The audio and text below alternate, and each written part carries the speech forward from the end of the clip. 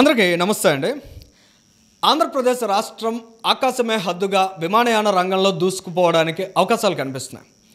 Civil aviation minister Kinjarapu Rammohan Naidu గారు ఆంధ్రప్రదేశ్ రాష్ట్రానికి చెందిన ఎంపీ కావడం, చంద్రబాబు నాయుడు గారు ముఖ్యమంత్రిగా ఆంధ్రప్రదేశ్ రాష్ట్రాన్ని వేగవంతమైన అభివృద్ధి దిశగా పరుగులు పెట్టించాలనే ఆలోచనలు చేస్తూ ఉండడం ఖచ్చితంగా ఎయిర్ కనెక్టివిటీలో ఆంధ్రప్రదేశ్ రాష్ట్రానికి ఒక ఉజ్వలమైన భవిష్యత్తును అయితే చూపిస్తున్నాయి.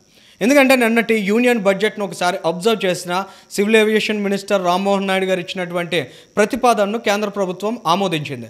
2036 వరకు ఉడాన్ కార్యక్రమాన్ని కొనసాగించబోతున్నారు. దీని ద్వారా 120 కొత్త డెస్టినేషన్స్ క్రియేట్ కాబోతున్నాయి. 4 కోట్ల మందికి విమాన ప్రయాణాన్ని కొత్తగా అందుబాటులోకి తీసుకురాబోతున్నారు. ఆంధ్రప్రదేశ్ రాష్ట్రంలో ఇప్పటికే 7 విమానాశ్రయాలు ఎగ్జిస్టింగ్ ఉన్నాయి. రానున్న రోజుల్లో మరొక 7 విమానాశ్రయాలను తీసుకురావాలని చంద్రబాబు నాయుడు గారు ప్రణాళికలు చేస్తున్నారు. దానికి సంబంధించి వేగవంతంగా అడుగులు కూడా పడుతున్నటువంటి సందర్భాన్ని చూస్తున్నాం. 3 ఇంటర్నేషనల్ ఎయిర్పోర్ట్స్ ఇప్పటికే ఆంధ్రప్రదేశ్ రాష్ట్రంలో ఉన్నాయి. భోగాపురం విమానాశ్రయం కూడా చాలా వేగవంతంగా తయారవుతున్నటువంటి సందర్భాన్ని చూస్తున్నాం.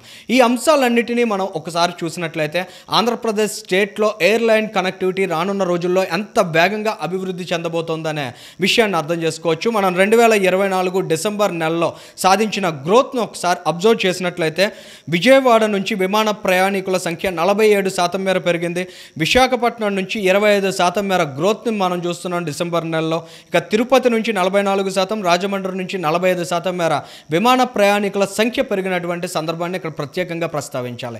రానున్న రోజుల్లో ఆంధ్రప్రదేశ్ రాష్ట్రంలో కనిపించబోయే అభివృద్ధికి ఇది ఒక సూచికగా పరిగణించాలి. ఖచ్చితంగా ఒక లాజిస్టిక్స్ హబ్గా ఆంధ్రప్రదేశ్ రాష్ట్రాన్ని తీర్చిదిద్దాలని చంద్రబాబు నాయుడు గారు కళ్ళగంటున్నారు. At the same time civil aviation minister Rammohan Naidu గారు చెప్తున్నారు ఎయిర్ కార్గోని కూడా ఆంధ్రప్రదేశ్ స్టేట్లో బాగా యూటిలైజ్ చేసుకోవాలని. ఓవైపు రైల్ కనెక్టివిటీ ఉంది, మరోవైపు పోర్ట్స్ ఉండడం వలన మనకి సీ కనెక్టివిటీ ఉంది.